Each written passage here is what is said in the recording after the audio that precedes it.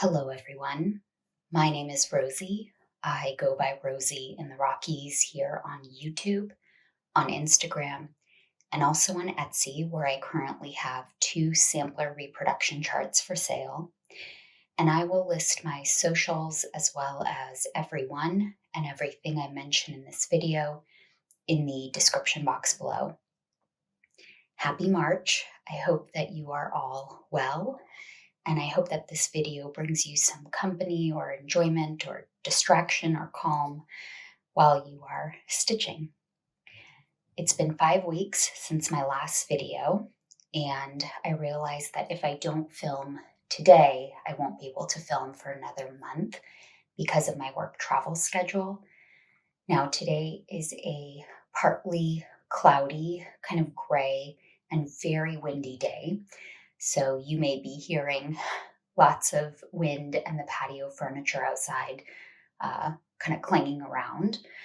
The people whose house is behind us are also doing some kind of construction that involves what sounds like very large items crashing and cursing. This has been happening all morning.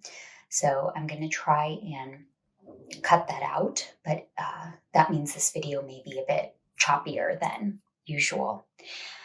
We've been quite busy. Everyone in our house got the nasty flu that's been going around, and we got sick one after the other. Of course, I got sick last, and then I lost my voice entirely. And then when I got my voice back, I had to reschedule some work travel that I had to postpone. So it does feel like I've been stitching less than usual, but I am pleased with what I've stitched and what I have to show you. Today I have 2 finishes, a new sampler reproduction start and the original antique, and 2 whips. No fully finished objects, no framed objects this month, again, for the second month in a row. I think I might need an FFO taskmaster to tell me to frame up some of my finishes from last year. So if that's you, please get in touch and boss me around a little bit. Okay, let's get started with the stitching. The first of 2 finishes this month is a Dream of a Stitch. This is Hands Across the Sea Samplers Martha Walmsley, 1847. This chart is exclusive to Hobby House Needlework. Last I checked, they still have it and they still have the linen for it.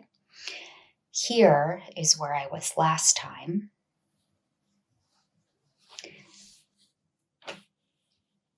And here is my finish, and I apologize that it's wrinkled. I don't iron until I'm about to frame something, but I'll talk about it a little bit first, and then I'll show you a close-up of all the stitching.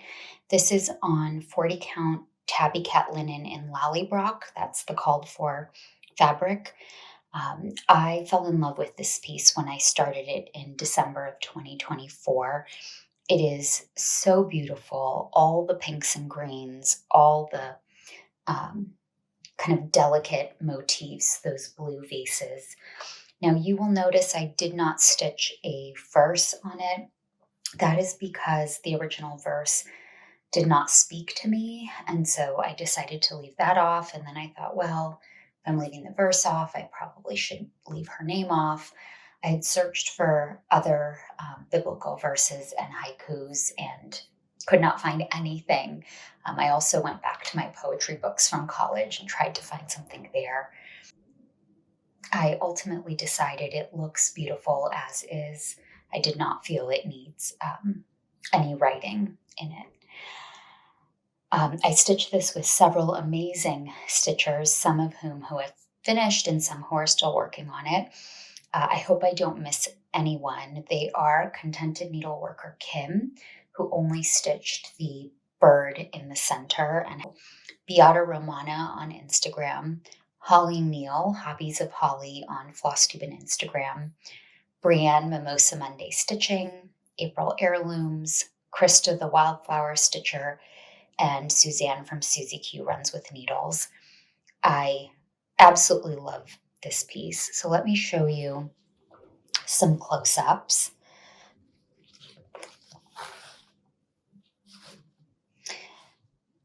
This border is, oh, you can hear the wind. Sorry if you can hear that. This border is no joke. I just tackled it one little piece at a time.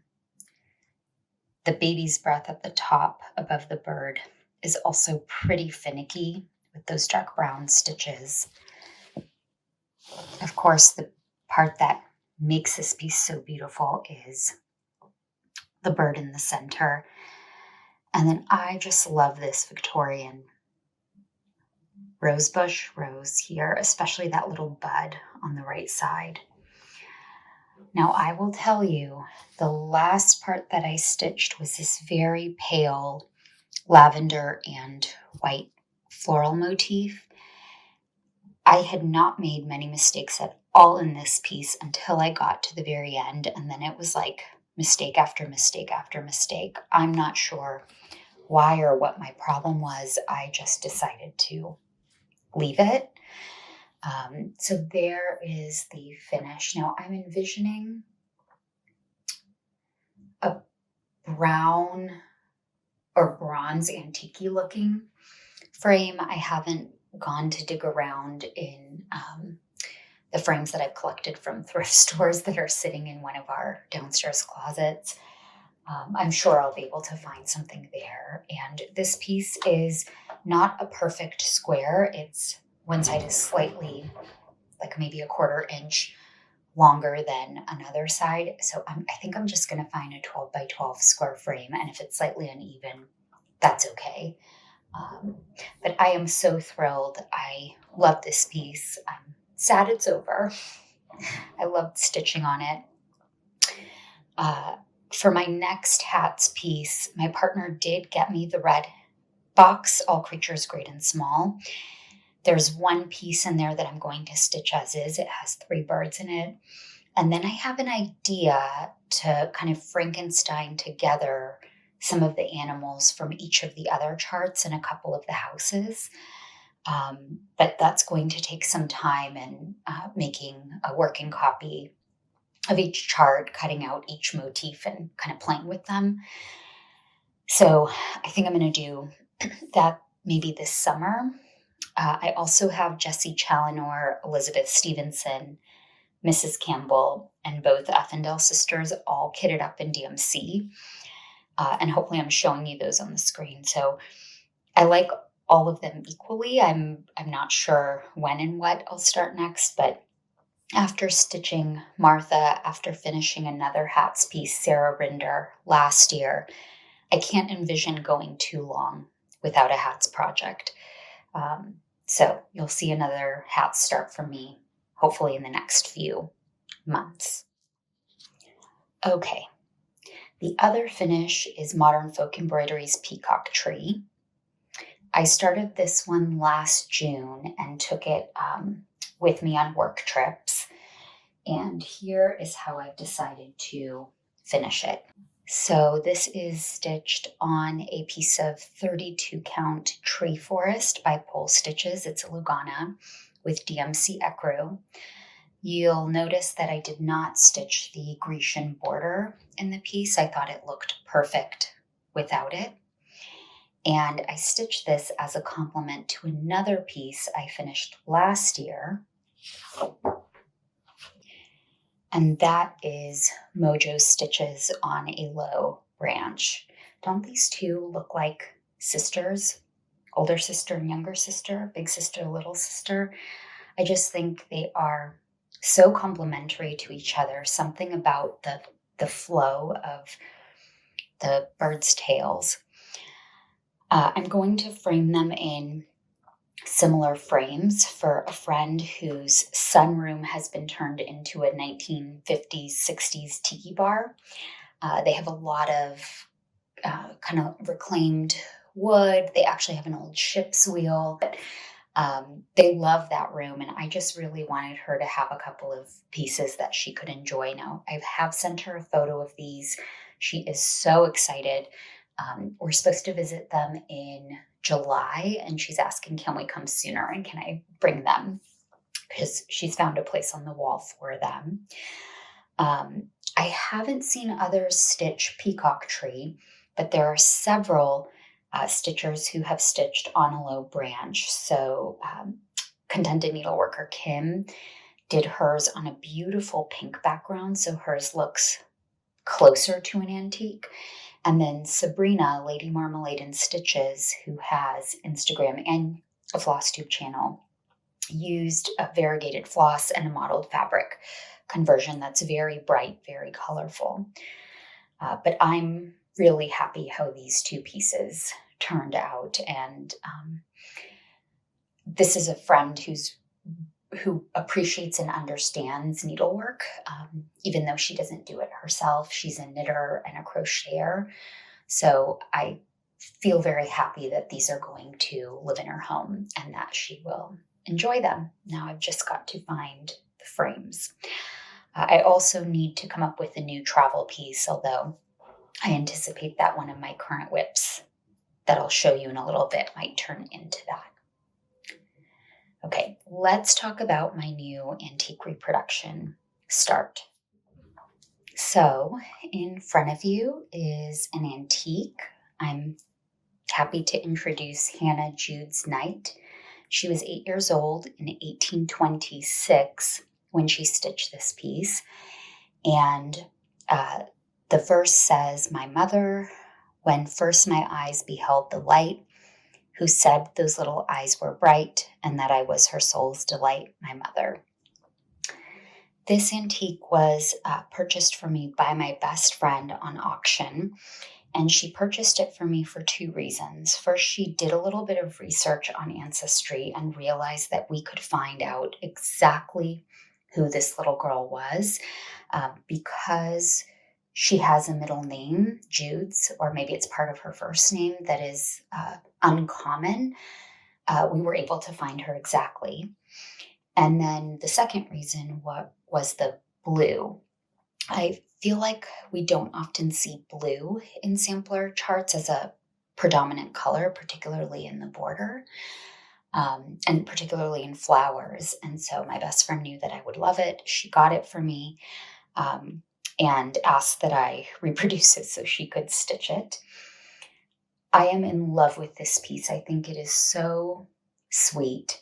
I also think the verse is very sweet. And I know that for many of us, like I'm turning 40 on May 1st. I can't necessarily relate to this quote in the way the little girl probably did, trying to please her parents. But I have a very close relationship with my mom.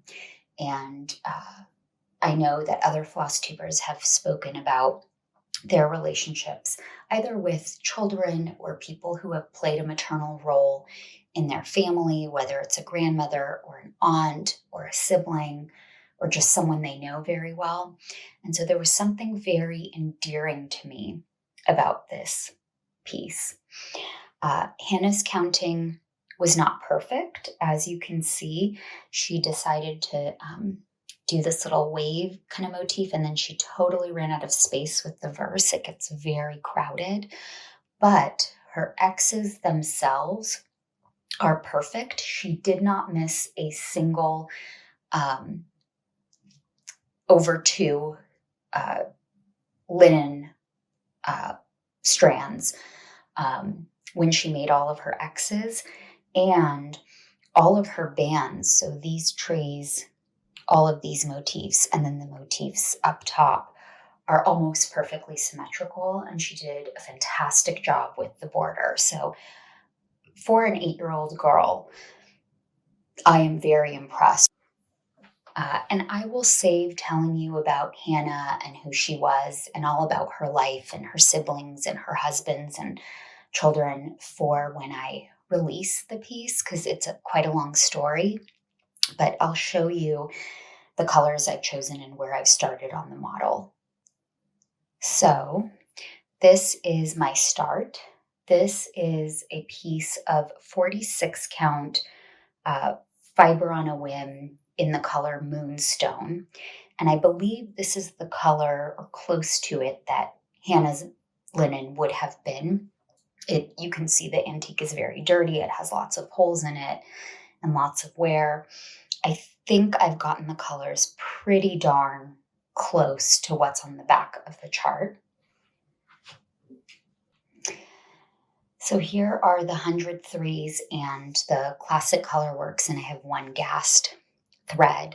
I had actually initially selected the hand-dyed cottons first to chart Hannah, and then I started doing research about her, and I learned from census records and then Hannah's wedding record that her father was a skein silk dyer who lived in the part of London where lots of silk dyers lived and worked, including Huguenots, who were renowned skein silk dyers in the early 1800s in London.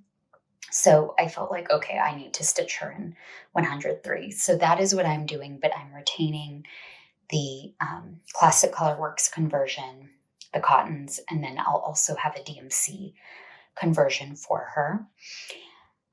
In addition to her father being a skein silk dyer, Hannah's mother was a weaver, and then in later census records, her mother was listed as a skein silk dyer. So I'm not sure if that's something that was lost in translation or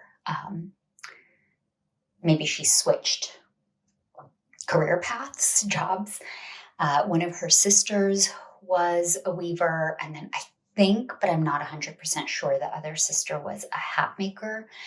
I think I'm going to make a separate video showing you my computer screen when I'm searching on Ancestry so you can see how you can find records and try to decipher 1800s handwriting that has faded over time.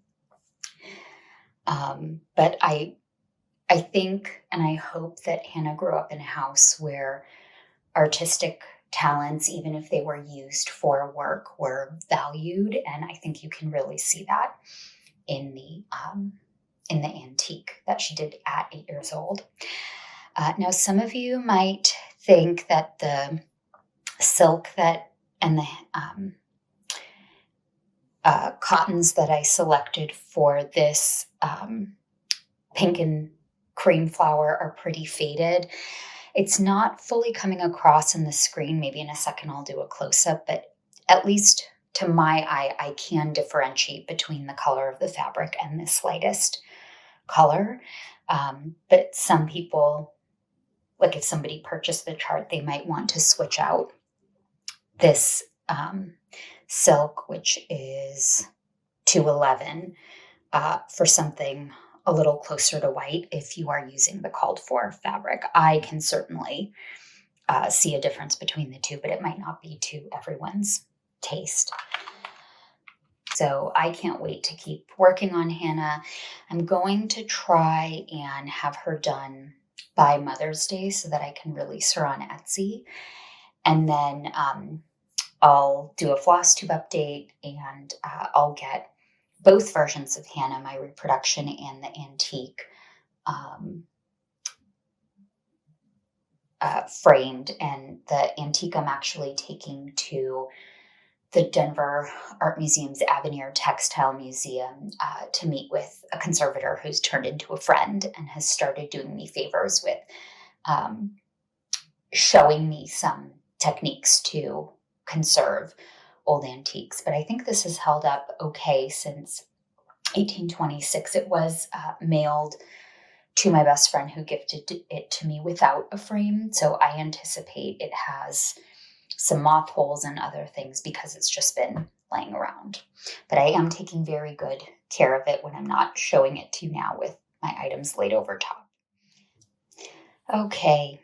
My next whip is Marie Barber's Old World Floral, otherwise known as Capt Jack.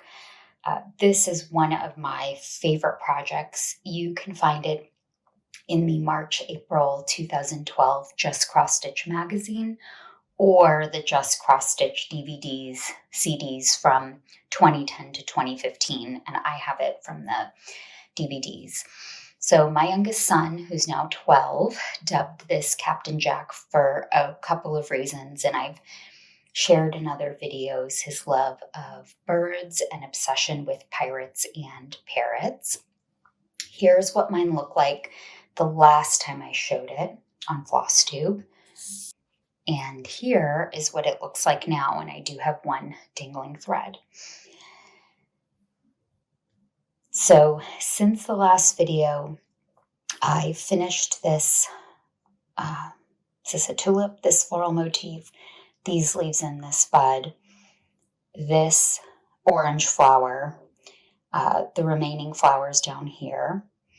I had made a mistake somewhere here, so I had been stitching the vase to try to make my way around. So this entire vase and this leaf is new, and then all this part of the tail is new. I was stitching backwards to stitch into where I had made a mistake, and I'd actually made more than one mistake, I realized, so that is why there are still blank spaces here, and the dangly thread is my reminder of where the mistake is. I'm going to keep stitching around and then back into the mistake and fudge it from there. I'm not going to rip anything out.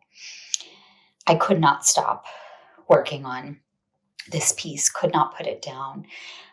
Yes, some of the confetti stitching is finicky, but I never get bored with this one. If I'm tired of stitching flowers, I started the vase. If I'm tired of the vase, I started stitching the bird's tail, then went back to a leaf. So I've just been having the best time with this piece. Since I've started last July, I think, or maybe June, several other stitchers have joined me, and Contented Needleworker Kim even started an Instagram chat group. I'll link everyone below, but it's Zeb A, Brienne from Mimosa Monday Stitching, Emily Stitch E, who also has a Flosstube, and of course Astrid Palmetto Stitcher and Contented Needleworker Kim. And I have to say, Astrid and Kim are smoking the rest of us. They are stitching so fast. It's so inspirational to see. And I think that might be one of the reasons that I kept pulling this piece out in the last 5 weeks, because one of them would post an update and then I'd think, oh, it looks so pretty, I want to keep going. And then I'd stitch for a few more days and then I'd put it away. And then another one of the women in the group would post an update and I'd think, okay, I got to stitch on it some more. It doesn't feel pressured in any way. It's just very exciting to see this piece come to life. You will notice that in the original, and I'm not sure if you can see, there is a lone branch that kind of goes down here. And I've decided to not stitch it for now. And once I finish the rest of the piece, I'll see if it feels uneven. And if it doesn't, then I think I'm going to leave it off. But there's so many more floral motifs to keep stitching. And then, of course, Jack's tail. My son has also been, what's the right word? Kim calls it encouraging.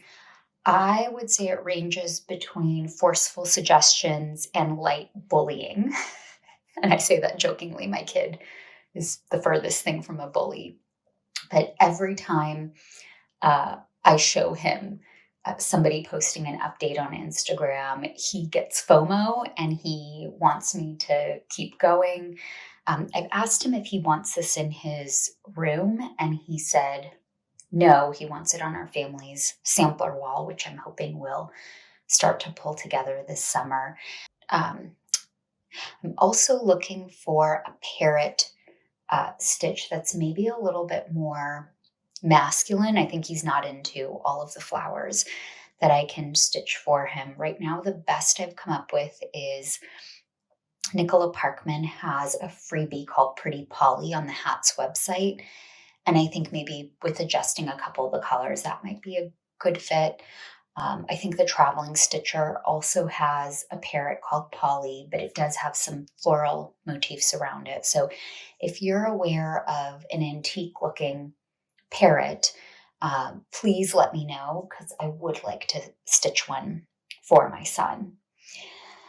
I'm stitching this on 36 count silver lining by Seraphim Fabrics, and I think this is the piece that I'm going to take with me when I travel for work, because I don't need direct lighting to work on it. The holes are big enough in a Q-snap, and I do have a week of work travel next week, and then 2 weeks of work travel in April, and then we're out of town last week of April as well as first week of May for a couple of birthday things I have planned, or that my family has planned for my birthday. So I think this one might be done in the next 3 or 4 months, and it will require a very special frame because I just think it is a beautiful, beautiful piece. If you would like to join us, please message me or Contented Needleworker Kim on Instagram, and we'll add you to our IG chat group. Some people in the group have just started. I think one is kitting it up right now, so you wouldn't be behind. And we're not doing this as a stitch along. We're just sharing progress and cheering each other on as we stitch. It's really fun to see everyone's work. Okay, so the last piece I have to show you is a confession of sorts. This is Mirabilia's Botanical Garden. This is my oldest whip. It is supposed to be my 7-day focus piece each month, per Karen Recovering Monogamous Stitcher's focus piece idea. Here is where it was the last time you saw it, and here it is now. And if you're saying, Rose, you didn't do anything, you would be almost correct. I just barely started beading in the crown. This was one evening's. Let me show you a close-up. This was one evening's worth of beading, and you can see the beads sparkle and shine. Now, the challenge for me with Mirabilia's and Nora Corbett's is I will do all of the full crosses in 1/1 skin first, and then I'll go back and do the backstitch and beading, usually top to bottom at the same time. Now, when I bead, I need my dining room table cleared out so I can put the beads on it, which means that I usually only bead if I have several hours on a weekend, or if the kids are going on a sleepover and I'll know I'll have a long evening because we eat dinner at the dining room table and the kids are often doing homework at the dining room table. It's also where they build models, do Legos. It is hard to find times where I can have the dining table to myself and not feel like I'm interfering with our family's daily life activities. So this only got one Saturday afternoon into the early evening, and that was it. I feel very badly about that. I often personify my whips, and I feel like they miss me and I miss them, and that I'm neglecting them.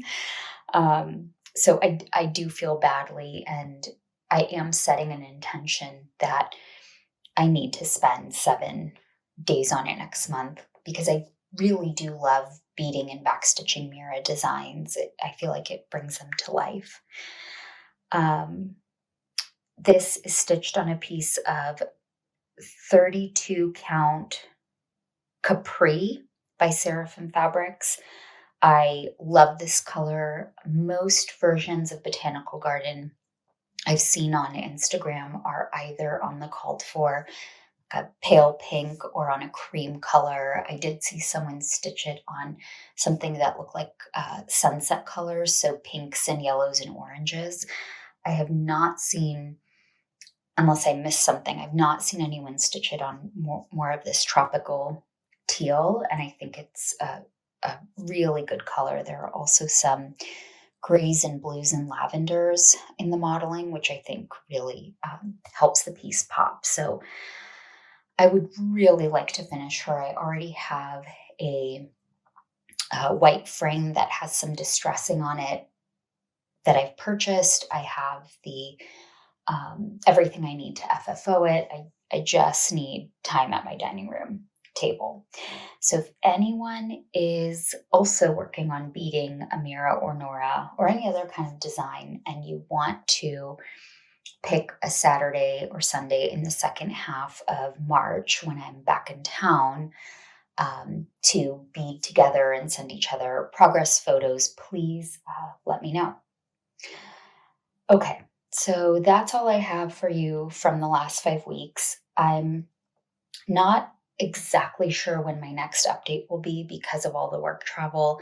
I would also like to have Hannah Jude's, my reproduction finished before my next update. So maybe mid-April, maybe early April, if I magically finish everything. And if not, maybe end of April or start of May. I hope everyone is starting to transition into spring and that's a positive for you, that you're all safe, that stitching brings you peace, and that everyone has good health. Happy stitching, everyone.